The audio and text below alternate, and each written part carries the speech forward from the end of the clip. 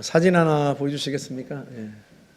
지난 3월 강화도 신덕기 노원에 있을 때 만이산에 오르다가 찍은 사진입니다. 만이산이 높지는 않은데 가파르다 보니까 꼭 저 자리에서 한번 쉬게 돼요. 제가 이 장면을 보고 문득 그 이전 해 생각이 났습니다. 2023년도 4월 달에 그 자리에서 찍은 사진 한번 볼까요? 그때는 진달래가 아주 만발했었는데요. 제가 그때 생각이 났어요. 그래서 이곳에 다음 달이 되면 또 진달래가 만발하겠구나, 그런 생각을 했습니다. 그런 저의 생각과 저의 기대가 너무 당연하죠. 왜 당연하겠습니까? 우리 다시 올해 찍은 사진 한번 볼까요? 저 가지가 죽은 듯이 보이지만 사실은 죽은 게 아니에요. 그 가지 끝에 새 순이 돋아오르는 거 여러분 보이세요? 네. 저 순에서 다시 꽃이 피고, 그리고 제가 4월에는 가보지 않았지만 4월에는 저 산에 다시 진달래가 만발했을 겁니다. 여러분, 이 가지를 영적인 세대라고 한번 생각해 보세요. 그리고 저 가지 끝에 피워낸 저 순과 꽃을 그 세대에 살았던, 그 세대가 빚어낸 사람들이라고 한번 생각해 보십시오. 물론 꽃은 피었다 지듯이 사람은 떠나겠죠. 하지만 사람은 떠나도 세대는 이어집니다. 봄이 오면 또다시 순을 틔우고 꽃을 피우듯이요, 영적인 세대는 계속됩니다. 그렇게 이어진 세대 끝에 마침내 꽃 중의 꽃, 생명의 꽃이 활짝 피게 될 거예요. 생명의 꽃이신 예수 그리스도께서 수많은 천군 천사를 이끌고 마치 온 산의 진달래가 붉게 물들듯이 그렇게 화려하게 우리 가운데 재림하실 줄 믿습니다. 예수님께서 처음에 이 땅에 오셨던 과정도 꼭 이와 같습니다. 스데반은 하나님이 아브라함을 부르신 사건으로부터 설교를 시작하는데요. 하나님이 아브라함을 부르시고 그의 인생을 꽃 피우셨어요. 그는 순종으로 신앙의 꽃을 피웠던 대표적인 인물입니다. 그의 꽃이 피었다 진 자리에 이삭과 야곱과 요셉의 인생이 차례로 꽃을 피우게 되고요. 그리고 마침내 그 가지 끝에서 이스라엘 민족이라고 하는 꽃이 만발하게 됩니다.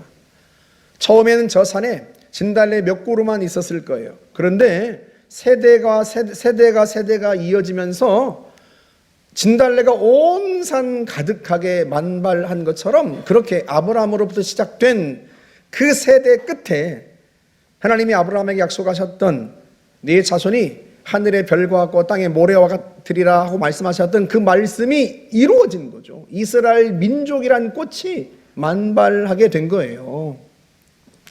하나님께서 아브라함에게 주셨던 약속, 그 약속은 아브라함은 떠나도 세대는 이어지고 사람은 떠나도 하나님의 역사는 이어져서 그렇게 마침내 하나님의 약속이 성취된 것입니다.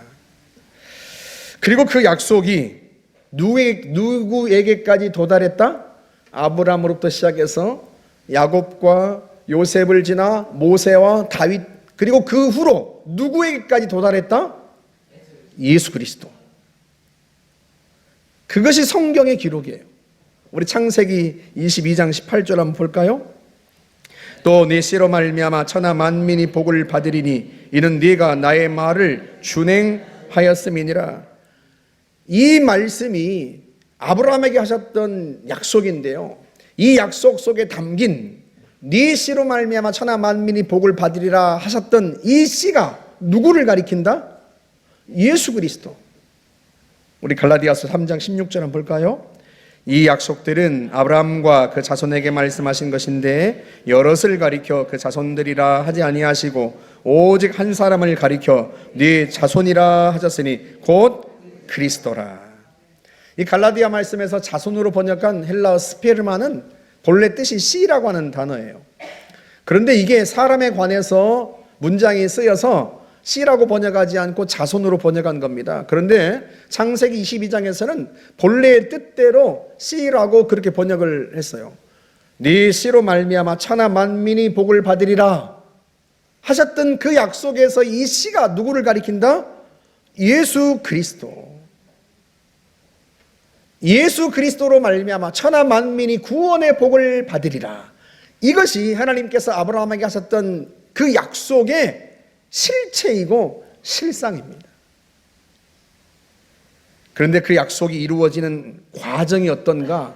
어떤 과정을 통해서 그 약속이 이루어지는가? 창세기 22장 말씀을 17절부터 다시 읽어볼까요? 내가 네게 큰 복을 주고 네 씨가 크게 번성하여 하늘의 별과 같고 바닷가의 모래와 같게 하리니 네 씨가 그 대적의 성문을 차지하리라. 또 네 씨로 말미암아 천하 만민이 복을 받으리니 이는 네가 나의 말을 준행하였음이니라. 아멘. 18절에 네 씨로 말미암아 천하 만민이 복을 받으리라 할 때 이 씨는 누구를 가리킨다? 예수 그리스도. 그럼 17절에 네 씨가 크게 번성하여 하늘의 별과 같고 할 때 이 씨는 누구를 가리켜요? 그 씨가 번성하여 하늘의 별처럼 된다고 하니 그 씨는 첫 번째로는 이삭을 가리키겠죠. 그리고 이삭으로부터 이어지는 야곱과 요셉, 그리고 요셉을 지나 크게 번성했던 이스라엘 백성들을 가리키는 거예요.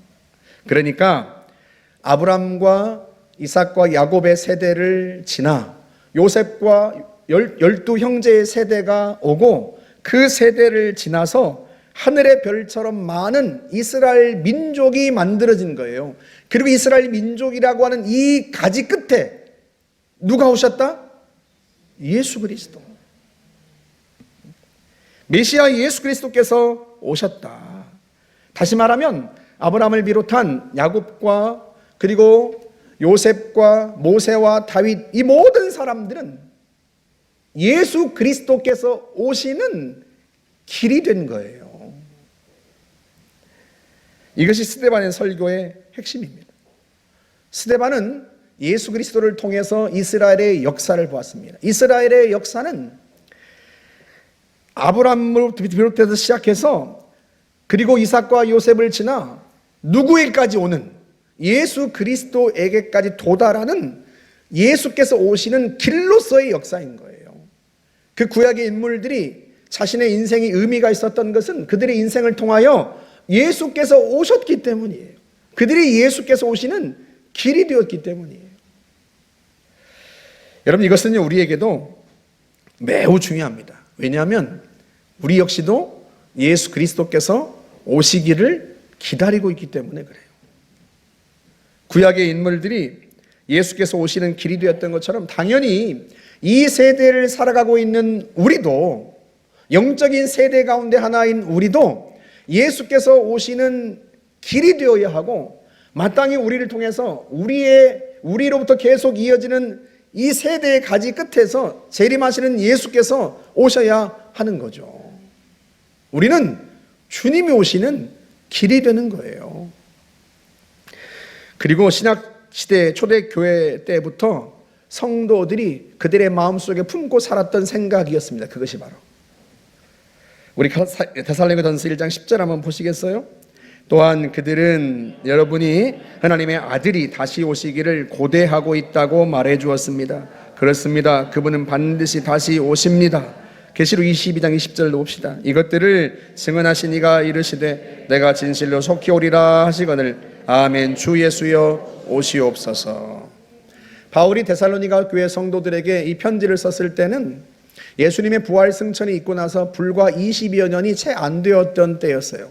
반면에 사도 요한이 요한계시록을 썼을 때는 이미 시대가 지나서 AD 90년경이 되었을 때였습니다. 그러니까 초대교회 성도들은요, 이전 세대나 이후 세대나 다 한결같이 예수께서 다시 오시는 것을, 재림하시는 예수님을 고대하며 살았던 거예요. 그들의 인생 속에서, 그들의 신앙 속에서 주님이 다시 오시는 길이 되어야 한다. 주님이 속히 오셔야 된다. 그것이 그들의 인생과 그들의 신앙을 규정했던 중요한 생각이었어요. 그렇다면 우리도 그들처럼 주님이 오실 길을 준비하는 삶을 살아야 하지 않겠습니까? 우리가 주님이 오시는 길이 되어야 하는 거죠. 그리고 스데반의 설교에 따르면요, 구약의 모든 인물들이 자신의 세대에서 신앙의 꽃을 피웠고 그것이 바로 예수 그리스도께서 오시는 길이 되었던 것처럼 우리도 그들처럼 살아갈 수 있고 그들처럼 신앙의 꽃을 피워서 다시 오시는 주님이 오시는 그 길이 될 수가 있는 거죠. 우리의 인생이에요. 지난해 11월에 막역했던 김병훈 목사님이 별세하셨어요. 왜 하나님이 이 젊은 종을 이렇게도 빨리 데려가셨을까? 김병훈 목사님의 별세에 관해서 제가 생각이 정리되지 않고 혼돈스러웠는데요. 그러던 중에 역시 막역했던 심재홍 장로님이 갑작스럽게 세상을 떠나게 되었습니다. 장로님의 장례식을 치르고 예정대로 신덕기도원에 올라갔는데요. 신실했던 목회자와 신실했던 장로님을 동시에 몇 달 사이로 떠나보내고 나서 마음이 참 착잡하고 우울했어요. 저는 이 두 분에게 아직도 사명이 남아있다 그렇게 생각을 했거든요. 김병훈 목사님도 이제 새로운 교회에 부임하신 지 불과 2년밖에 되지 않았었고요. 심재홍 장로님도 남은 인생은 주님의 몸된 교회를 세우는데 헌신하리라 하고 제주도에 올라오셔서 이제 막 자신이 바라던 일이 싹이 나려던 참이었어요. 그래서 더더욱 저는 하나님께서 왜 이분들을 이렇게 빨리 데려가셨는지 이해할 수가 없었습니다. 그러다가 산을 올랐는데 그 진달래 능선에서 이제 막 새순이 돋아나는 그 가지들을 보게 된 거죠.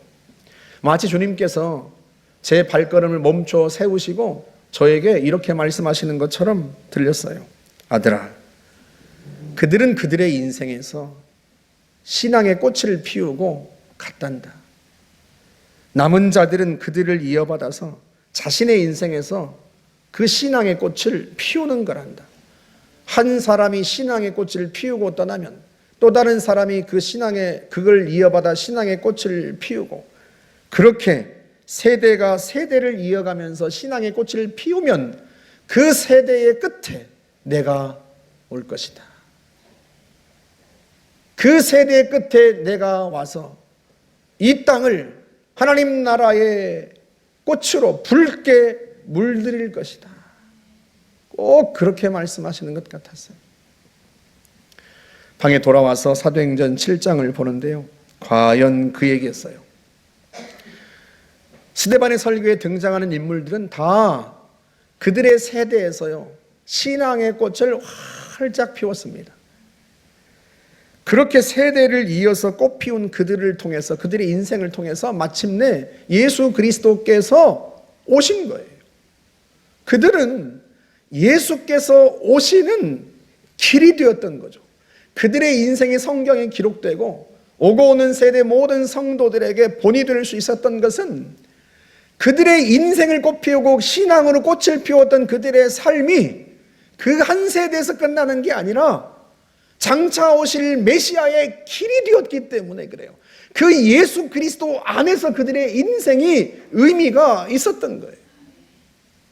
그냥 그 시대를 살고 떠난 인물이 아니라 그렇게 이어받아서 세대를 이어 꽃을 피웠던 그들의 인생을 통해서요, 구원자이신 예수 그리스도께서 오신 거예요. 그 예수를 우리가 만났고 그 예수를 우리가 믿어 우리 역시도 그 영적인 세대에 접붙임을 받은 것입니다. 그 세대가 이어져 가고 있는 거예요.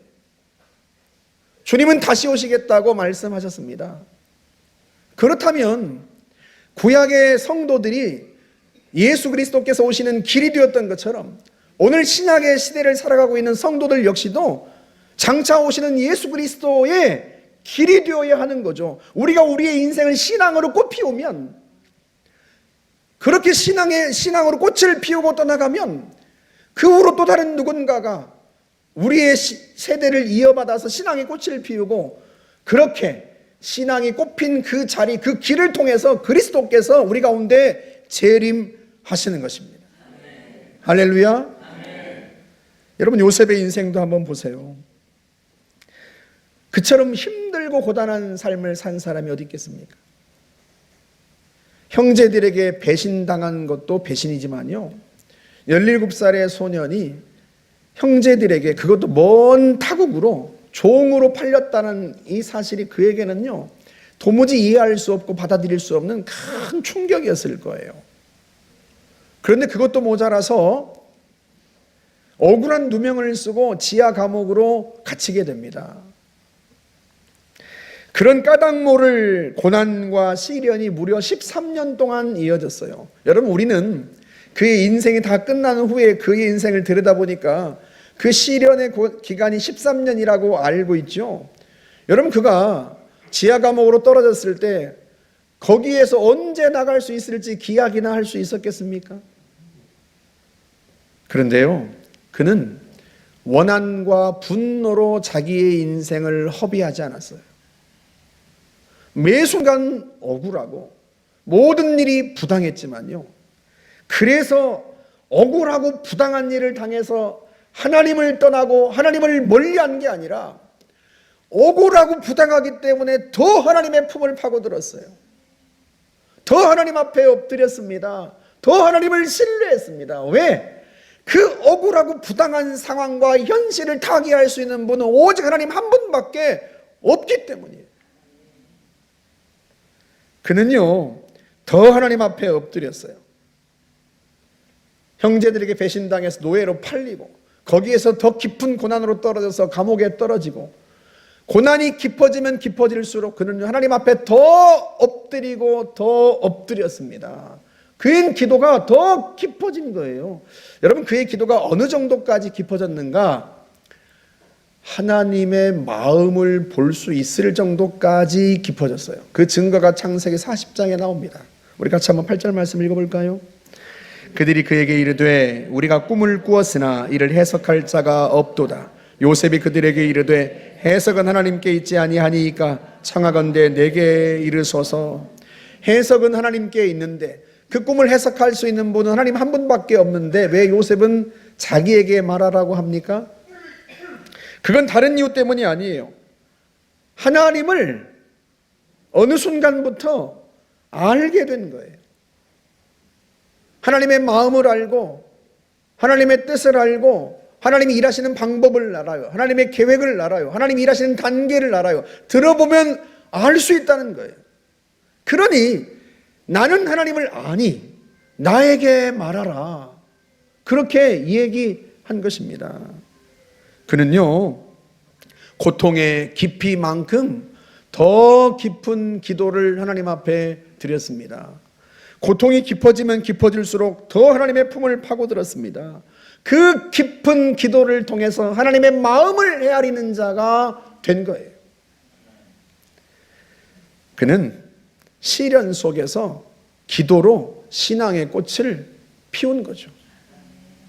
과연 성경은 그의 길이 옳았다고 우리에게 증언합니다. 우리 시편 105편 17절 한번 보세요. 그가 한 사람을 앞서 보내셨으며 요셉이 종으로 팔렸도다.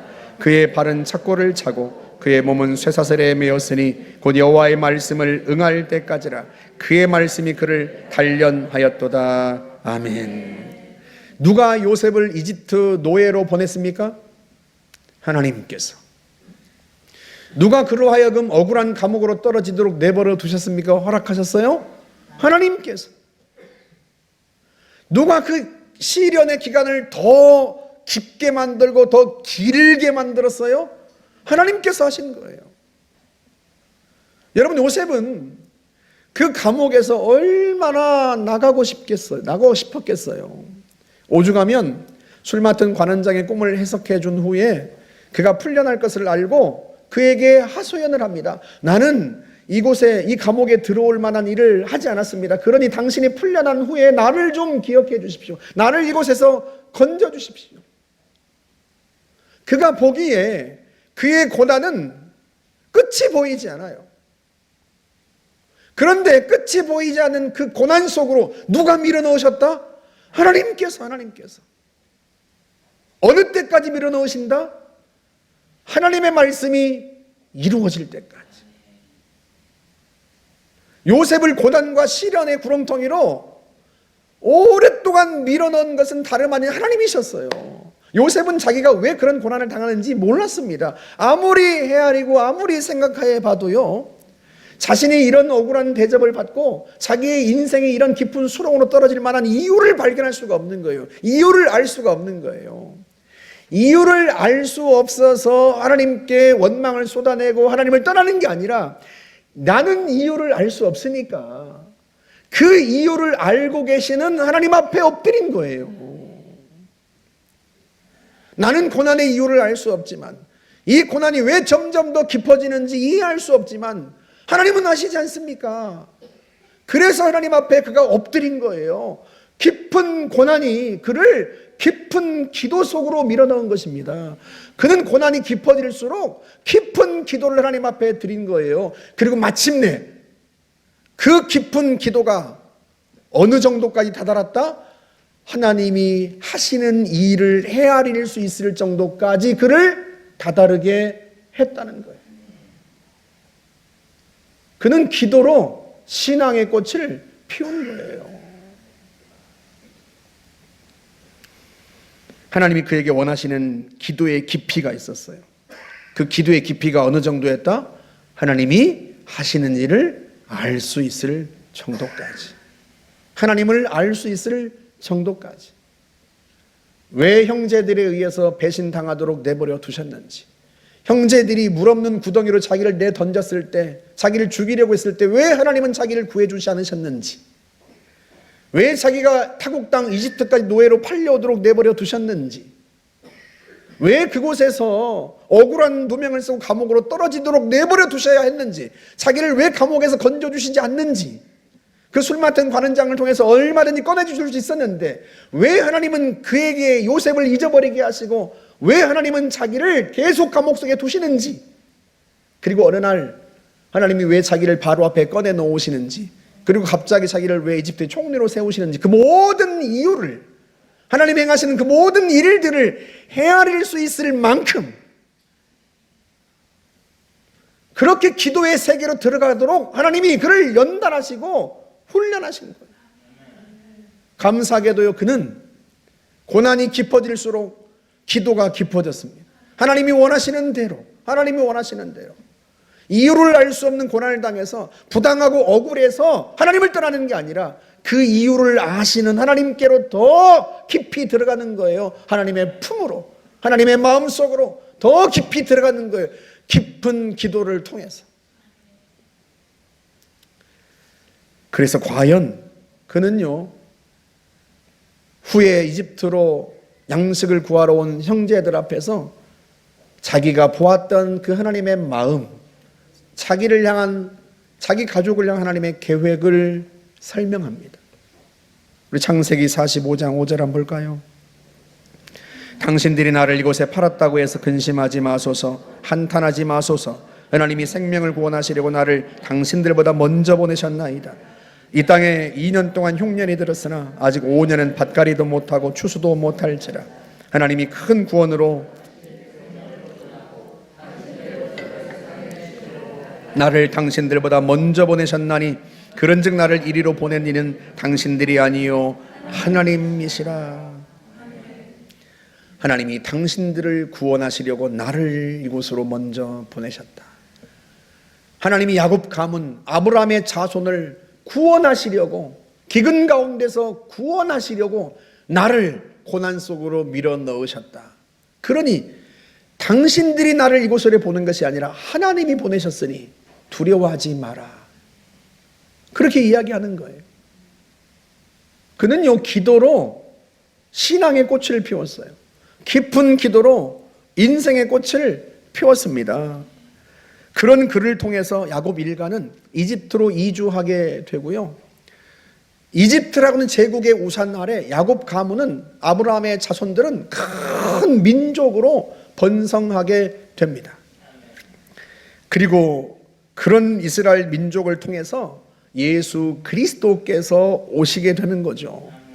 요셉은 이스라엘 민족이 형성되는 길을 열었던 사람이고, 요셉은 더 나아가서 그 민족적인 가지 끝에 그리스도께서 오시도록 그 길이 되었던 사람인 거예요.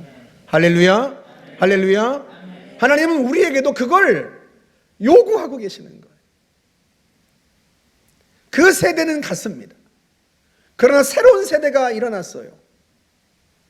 우리는 영적인 새로운 세대입니다.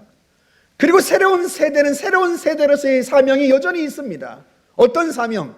장차 오시는 예수 그리스도, 재림하시는 예수 그리스도께서 오시는 길이 되는 사명. 그 길이 되는 사명은 특별한 사람들만이 갖는 것이 아니에요. 어려운 일도 아닙니다. 내게 주어진 세대 안에서, 내 인생 속에서 신앙의 꽃을 피우면 됩니다. 그렇게 신앙의 꽃을 피우면, 그렇게 피었다 지는 꽃이 지더라도 그 다음 세대가 또다시 신앙의 꽃을 피우고, 그렇게 세대가 세대를 이어 꽃을 피우고 난 후에 그 세대 끝에서 마침내 예수 그리스도께서 이 땅에 오시고 하나님의 나라가 마치 온 산의 진달래가 흐드러지듯이 그 하나님의 화려한 나라가 온 세상을 뒤덮게 되는 거예요. 할렐루야. 지난 수요일에 김현직 전사님이 저한테 그래요. 목사님, 현수막을 하나 걸어도 되겠습니까? 무슨 현수막이냐? 그랬더니 기도에 관한 현수막이라고 그래요. 1시간 기도하면 응답받고, 2시간 기도하면 사명받고, 능력받고, 3시간 기도하면 사명을 이룹니다. 어떻습니까? 그래요. 청년들에게 기도의 동기를 이제 불러일으키고 싶었던 모양이에요. 그래서 제가 좋은데, 청년들이 달성 가능한 목표를 제시해야지. 1시간, 2시간, 3시간 이렇게 하자고 하면 할 수 있겠냐. 그러지 말고 30분, 그리고 나서 1시간, 2시간 이렇게 하는 게 좋지 않겠냐. 그리고 아니, 그 현수막을 걸려면 목회자부터 1시간, 2시간을 기도해야지. 목회자도 안 하면서 현수막을 걸어놓으면 되겠냐. 제가 그랬습니다. 그랬더니요, 이틀이 지나고 나서 금요일에 김현직 전사님하고 이강민 전사님 오셔가지고, 목사님, 우리가요 이번 주부터 2시간씩 기도하기로 결심했습니다. 그래서 제가 코멘트를 해줬어요. 얼마나 훌륭하세요. 참, 담임 목사가 말했더니 목회자부터 하고 성도들에게 하라고 그랬더니 그 즉시로 그냥 2시간씩 기도하겠습니다. 얼마나 훌륭해요. 그래서 제가 한 가지 팁을 줬어요. 2시간 기도하려면 반드시 저녁 기도를 할 수밖에 없다. 새벽에 일어나서 1시간 기도하고, 그리고 나서 하루 종일 일과를 보아야 하는데, 하루 종일 일하고 밥 먹고 그러면서 기도 시간 못 채운다. 그러니 저녁 기도를 할 수밖에 없다. 저녁 기도. 내가 해보니 그렇다. 그랬더니 저녁에 기도를 하겠다는 거예요. 저녁 때. 새벽 기도하고, 새벽에 기도, 아침에 기도하고, 저녁 때 기도를 하겠다고 그렇게 얘기를 하세요. 제가 수요일 날 김현직 전사님 얘기를 듣고 가만히 자리에 앉아서 사무실에서 저의 기도 생활과 성도들의 기도 생활을 이렇게 되짚어 봤어요. 그랬더니 떠오르는 문장 하나가 있는데요. 그게 뭔가 하면, 제가 30분부터 시작하라고 그랬잖아요. 30분 기도하면 길이 보이고, 1시간 기도하면 인생이 보이고, 2시간 기도하면 하나님이 보인다. 이게 왜 그런가 하면, 처음에 기도하면 다 자기 문제 가지고 씨름해요. 내게 닥친 문제, 내 자녀들 문제, 내가 하는 일, 지금 당장 내가 풀어야 할 숙제, 그 내 문제 가지고 기도를 씨름하게 되어 있어요. 그렇게 내 문제 가지고 30분을 씨름하면요, 하나님이 길을 보여주세요. 내 문제가 해결되는 길을 보여주시고요, 하나님은 우리에게 응답을 보여주십니다. 하나님은 우리의 기도에 응답하신 하나님이세요. 구하라 그리하면 너희가 얻을 것이고, 찾는 자는 찾아낼 것이고, 두드린 이에겐 열릴 것이다. 그게 주님의 약속이에요. 그래서 내 문제를 가지고 부단히 매일같이 30분 이상 씨름하면요, 하나님이 문제 해결의 길을 보여주세요. 그런데 30분을 넘어 1시간 이상 하는 기도는요, 내 문제만 가지고 씨름해서는 그 기도 분량을 채울 수가 없어요.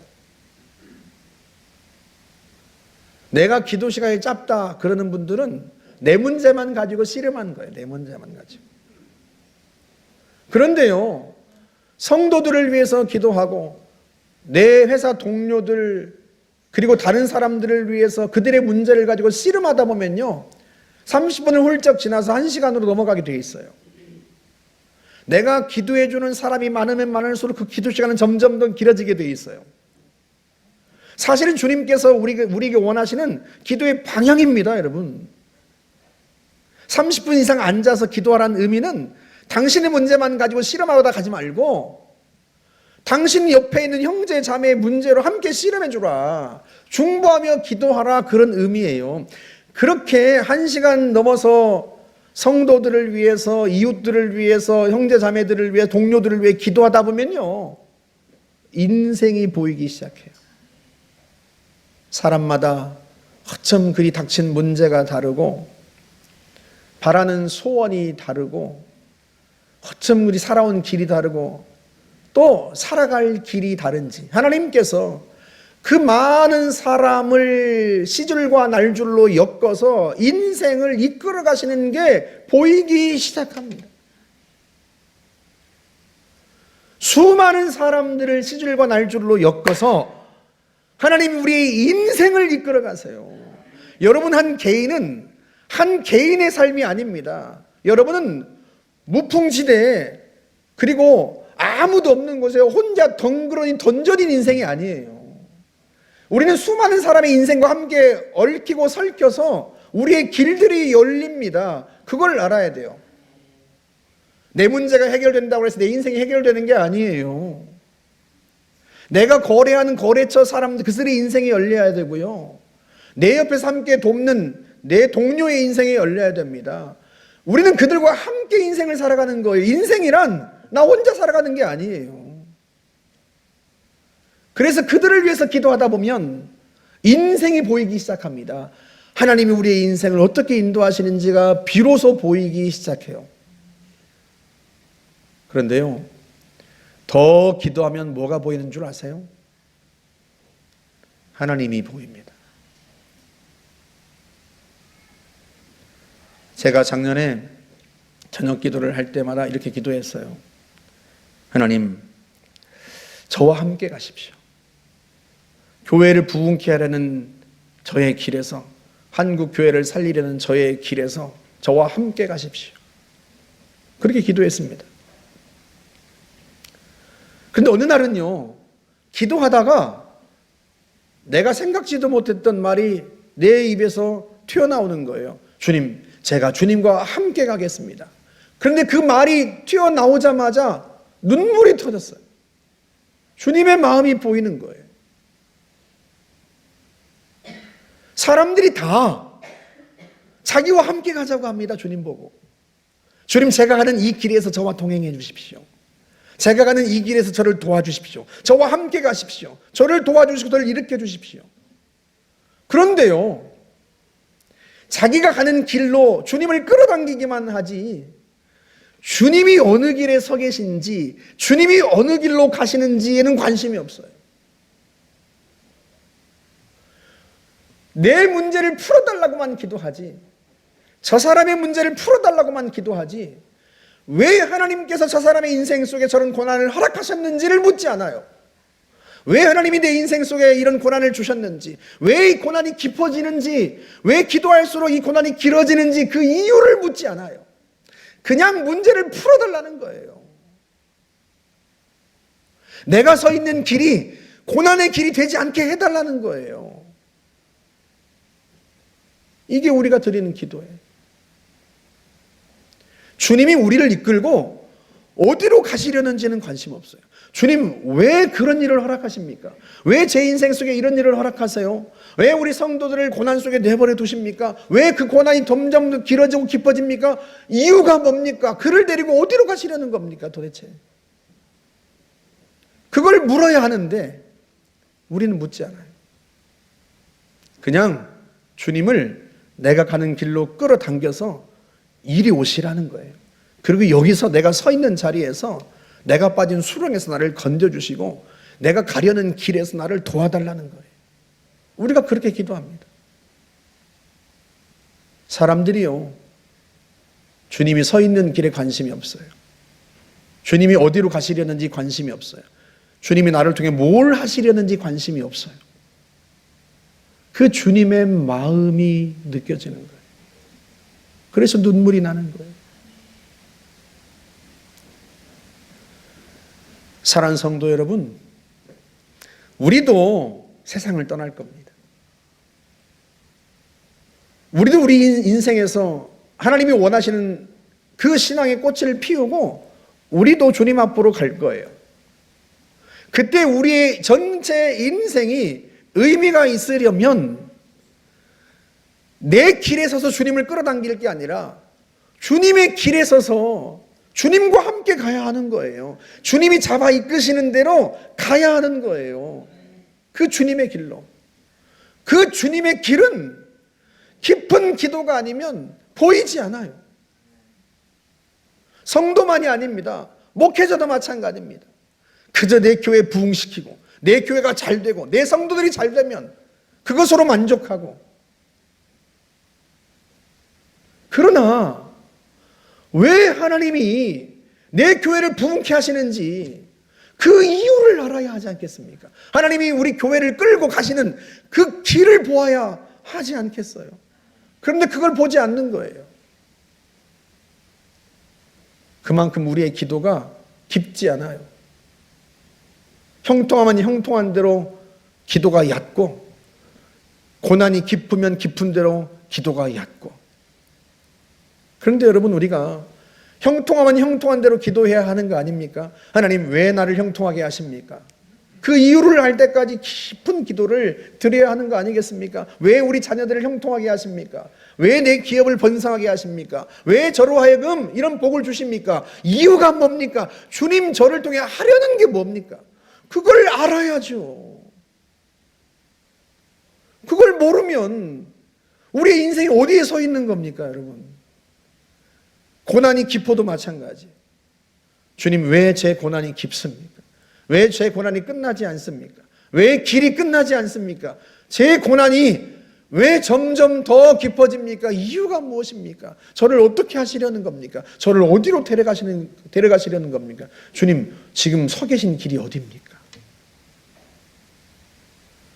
깊은 기도가 그 길을 보게 합니다. 깊은 기도가 그 길을 보는 눈을 엽니다. 그 깊은 기도를 통해서 주님이 서 계신 길을 보면 주님이 오시는 길이 보이고, 내 인생을 통해서 주님이 오실 길을 준비하게 되고요, 내 온 인생이 예수 그리스도께서 재림하시는 그 길의 한 부분을 차지하게 되는 거예요. 여러분, 이보다 더 영광스러운 인생이 어디 있겠습니까? 할렐루야, 할렐루야. 요셉은 깊은 고난 속에서 깊은 기도를 드렸어요. 고난이 깊어질수록 더 깊은 기도를 하나님 앞에 드렸습니다. 그 깊은 기도 속에 하나님을 보았습니다. 하나님이 서 계신 길을 보았습니다. 그리고 그 길에서 하나님과 함께 갑니다. 우리도 그래야 합니다. 깊은 기도를 드리세요. 시작은 여러분 자신의 문제를 가지고 씨름하는 것부터 시작하되, 여러분의 자신의 문제가 풀어지는 것으로 만족하지 말고 더 깊은 기도로 나가세요. 이웃을 위해서, 성도들을 위해서 기도하고, 거기서 더 나아가서 하나님께서 우리 모두를 통해 뭘 하시려는지 그 깊은 기도로 나아가세요. 30분 기도하고 매일 부르짖는데 응답하지 않으신다면 더 깊은 기도를 드리세요. 응답하지 않으시는 이유가 무엇인지 볼 수 있도록. 그렇게 기도로 여러분의 인생을 꽃피우세요. 여러분의 신앙을 꽃피우십시오. 그러면 그 길이, 그 인생이 주님이 오시는 길이 되고, 여러분은 하나님 앞에서 영광스러운 삶을 살게 될 것입니다. 저와 여러분이 다 그런 주의 길이 되는 삶을 사시기를 주의 이름으로 축복합니다. 우리 같이 한번 기도하겠습니다. 말씀을 생각하며 기도합시다. 깊은 기도로 주님의 길을 보게 하십시오. 주의 길을 함께 가게 해주십시오. 같이 한번 기도합시다. 자비로우신 하나님 아버지, 참으로 저희들을 붙잡아 주시기를 간절히 바라고 원합니다. 성령님 역사하여 주옵소서. 은혜를 부어 주옵소서. 저희들이 주님과 함께 가기를 원합니다. 주님께서 이끄시는 길로 가기를 원합니다. 매 순간 엎드려 기도하며 주님께 묻고 주님의 길을 볼 수 있기를 원합니다. 하나님, 요셉처럼 고난이 깊을수록 하나님 더 주님 앞에 깊은 기도로 나아가고 더 주님의 마음을 파고들어 주님이 자신의 인생 속에 하시는 일이 무엇인지, 주님이 서 계신 길이 어디인지를 알고 하나님 그가 참으로 하나님 앞에 영광스러운 인생을 살아 주님 오실 길이 되었던 것처럼 우리도 그렇게 될 수 있기를 원합니다. 하나님 아버지, 형통하면 형통한 대로 하나님 앞에 엎드리겠습니다. 고난을 당하면 고난을 당할수록, 고난이 깊어지면 깊어질수록 더 하나님 앞에 깊은 기도로 나아가겠습니다. 주님, 저희들에게 그 길을 보여주시고 주님이 가시는 길을 보여주시고 주님을 보여주시어서 하나님 우리 인생을 통하여 주님께서 오시는 길이 만들어줄 수 있기를 원합니다. 아버지의 뜻이 이루어지는 그런 삶을 살아갈 수 있도록 하나님 저희들을 붙들어 주시고 인도하여 주시기를 바라고 원합니다. 성령님 역사하여 주옵소서. 은혜를 부어 주옵소서. 사랑하는 성도들이 하나님 주 앞에 기도의 꽃을 피워낼 수 있기를 원합니다. 기도의 무릎으로 나아갈 수 있기를 원합니다. 전능하신 아버지 하나님, 이때 하나님 이 시기를 놓치지 아니하며 주 앞에 엎드려 기도하며 나아가는 주의 백성들이 될 수 있도록 하나님 저희들을 이끌어 주시고 인도하여 주옵소서. 역사하여 주옵소서. 함께 하실 줄 확신합니다. 주님 감사합니다. 음악을 바꿔주세요. 음악이 더 기도에 집중이 안 되게 하네. 이 시간 함께 기도하는데요, 우리 환우들과 또 어려움 당하는 성도들과 기업을 위해서 함께 기도합시다. 현승이를 위해서도 기도해 주시고, 여러분의 사업과 여러분의 길을 열어달라고, 환우를 치료해달라고, 여러분의 질병을 치유해달라고 이 시간 같이 한번 함께 기도하겠습니다. 자비로우신 하나님 아버지, 은혜를 부어 주시길 바랍니다. 나는 너희를 치료하는 여호와라 친히 말씀하여 주었습니다. 전능하신 아버지 하나님, 우리가 마음과 육체의 질병을 안고 주님 앞에 나아옵니다. 전능하신 아버지 하나님, 우리의 문제로 씨름할 때 주님은 우리에게 응답하여 주시고 우리의 문제를 풀어주시며 우리의 질병을 치유하시고 깨끗게 하시는 분인 줄로 믿고 알았사오니, 전능하신 아버지 하나님, 우리를 치료하여 주옵소서. 현승일 하나님 치료하여 주옵소서. 아들을 깨끗하게 치료하여 주어 아들이 하나님 앞에 영광스러운 인생을 살아갈 수 있도록 하나님 역사하여 주옵소서. 현승이뿐만 아니라 하나님 아버지, 육체가 마음이 연약한 성도들이 있습니다. 머리부터 발끝까지 심장과 오장육부와 신경계 호르몬의 혈관기와 뼈마디와 관절과 골수를 주님이 치료하여 주옵소서. 나사렛 예수의 이름으로 명령하니 모든 질병의 세력들은 지금 이 순간 떠나갈 치여다. 예수의 이름으로 질병은 떠나갈 치여다. 예수의 이름으로 연약한 부분들은 온전하게 회복될 치여다. 전능하신 아버지 하나님, 사랑하는 성도들의 길을 열어주옵소서. 막힌 것을 뚫어주옵소서. 길을 열어주옵소서. 장애물들을 뚫어주옵소서. 파쇄하여 주옵소서. 그리함으로 말미암아 우리의 길을 여신 하나님의 은총을 경험하게 하시고 우리 응답하신 하나님의 손길을 경험하게 하여 주시오며, 하나님 우리 응답하시는 놀라운 응답을 가지고 다른 성도들을 위해서도 눈물로 기도하며 그들의 인생 속에도 길이 열리고 그들 역시 하나님 치유되고 회복되는 삶을 살아갈 수 있도록 하나님 앞에 엎드리겠사오니 역사하여 주시기를 바라고 원합니다. 은혜를 부어 주옵소서. 은혜를 부어 주옵소서. 우리가 전도하고자 하는 영혼들을 위해서 기도합시다. 주께 돌아오지 않으면 그 인생에 해답이 없습니다. 인생의 주인이신 하나님께 돌아와야 그 인생의 길이 열리고 의미가 풀리고 새로운 삶을 삽니다. 구원받아야 될 영혼들을 위해서 이 시간 같이 한번 함께 기도하겠습니다. 전능하신 하나님 아버지, 우리가 마음에 품고 기도하는 영혼들이 있습니다. 인생의 주인이신 하나님께 돌아와야 그들의 인생이 하나님 아버지 의미를 얻게 되고 찾게 되고 길이 열리게 됩니다. 전능하신 아버지 하나님, 살아계신 하나님께로 돌아와 그 모든 죄를 사함받고 구원받아 하나님의 자녀로 새로운 인생을 살아가게 하여 주시옵고, 전능하신 주님의 손을 붙들고 하나님 아버지 복된 인생길을 걸어갈 수 있도록 하나님 인도하여 주시기를 바라고 원합니다. 우리가 그들에게 복음의 통로가 되겠습니다. 그들을 인도하여 주옵소서, 역사하여 주옵소서. 은빈이와 은수를 붙들어 주시옵고, 전능하신 하나님 명식이와 하나님 지은이를 붙들어 주시고 함께하여 주시기를 바라고 원합니다. 박보물 하나님 어머님과 김준보, 김준은 하나님, 김준호, 김춘남 하나님 형제들을 붙잡아 주시고 주께로 인도하여 주시기를 바라고 원합니다. 고일순 성도님을 붙들어 주께로 인도하여 주옵소서. 상준이가 주께 돌아오게 하여 주옵소서. 영주가 주께 돌아오게 하여 주시기를 바라고 원합니다. 전능하신 아버지 하나님, 은혜를 부어 주옵소서. 그들이 예수 안에서 참된 구원을 얻으며 인생의 주인을 만나 새로운 삶을 살아가게 하시며 복된 인생을 살아가도록 하나님 역사하여 주시옵소서. 은혜를 부어 주옵소서. 주님 감사합니다. 하나님 아버지, 참으로 감사합니다. 주님이 우리 인생을 붙들고 계시오니 하나님, 이보다 더 감사한 일이 어디 있겠습니까?